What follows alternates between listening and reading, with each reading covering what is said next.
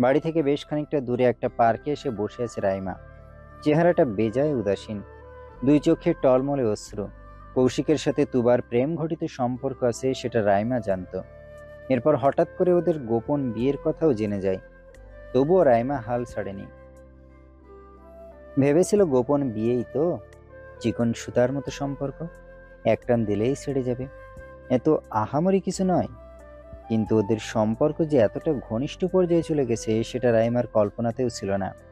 প্রেম, বিয়ে, দৈহিক মিলন, এমনকি বাচ্চা বাচ্চা এসে ঠেকেছে সম্পর্কের রেখা। ভাবতেই বুকটা মুচড়ে উঠল রাইমার। অবাধ কান্নারা হুড়মুড়িয়ে তীব্র বর্ষণে রূপ নিল।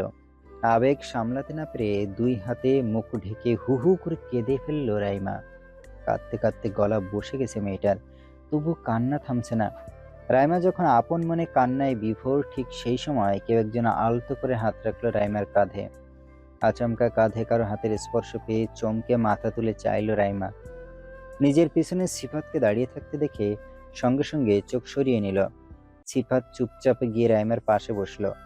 পকেট থেকে রুমাল বের করে এগিয়ে দিয়ে বলল, নাও, মনে যা আছে সব উগরে দিতে পারো। এতে তোমার মনটা হালকা হবে।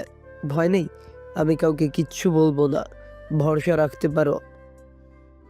এটুকু বলেই রুমালটা রাইমার দিকে বাড়িয়ে দিয়ে শান্ত চোখে তাকালো সিফাত। রাইমা আস্তে ধীরে রুমালটা নিজের হাতে নিল। পানিতে টইটুম্বুর দুই চোখ মুছে রুমালটা দিয়ে নাক মুছল। ভদ্রতার খাতিরে রুমাল দিয়ে সেটার এমন অপব্যবহার দেখে গা গুলিয়ে উঠল সিফাতের। সে নাক সিটকে অন্যদিকে তাকালো। এগুলো দীর্ঘক্ষণ দেখলে ছেলেটা পাক্কা এখানে বমি করে দেবে। রাইমা চোখ নাক মুছে ভাঙা গলায় বলতে শুরু করলো, ভালোবাসা এত কঠিন কেন বলুন তো? কি না করলাম আমি কৌশিক ভাইকে পেতে? নিজের ব্যক্তিত্ব পর্যন্ত বিসর্জন দিলাম, নিজেকে ছাত্র হওয়ার চরম পর্যায়ে নামিয়ে নিয়ে এলাম, আত্মসম্মানের কথা ভুলে বারবারে তার সামনে নত হয়েছি। তবুও মানুষটা আমার মন বুঝলো না। কোন দিক থেকে পেরে না উঠে মৌ অপর হলুদের দিন অনাদের একান্ত মুহূর্তের কথা রেকর্ড করেছি। সেটা কত কৌশলে ফুপা ফুপি আর ময়না আন্টিকে শুনিয়েছি। কতটা রিস্ক নিয়ে কাজটা করেছি জানেন? সফলতার পথেই ছিলাম। ওদের মাঝে প্রেম ঘটিত সম্পর্ক আছে জেনে ফুপা বেঁকে বসেছিল। ময়না আন্টি জ্বর পর্যন্ত মেরেছে তোবাকে। আমার সাথে আমার বাড়িতেও পাঠিয়ে দিয়েছে। ভেবেছিলাম এবার হয়তো আমি সফল হব, তোবার বিয়ে খুব তাড়াতাড়ি অন্য কোথাও হয়ে যাবে। তখন আমার রাস্তা ফাঁকা। শত লাঞ্ছনা বঞ্চনার পর আমি আমার কৌশিক ভাইকে নিজের করে পাবো। তো সেটার হলো কোথায়? কিভাবে যেন কৌশিক ভাই তোমার খবর পেয়ে গেল আর সবকিছু শেষ হয়ে গেল।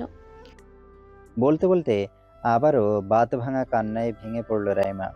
সিফাত শান্ত চোখে তাকিয়ে দেখল শুধু, কোনো প্রকার সান্ত্বনা দেওয়ার চেষ্টা করল না, এমনকি ওকে থামানোর সামান্য প্রচেষ্টা পর্যন্ত করল না।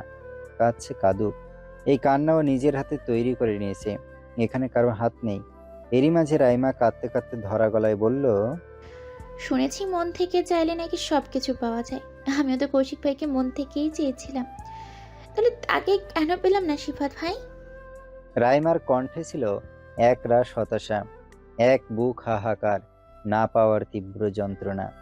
সিফাত নির্বিকার ভঙ্গিতে তাকিয়ে রইল কিছুক্ষণ।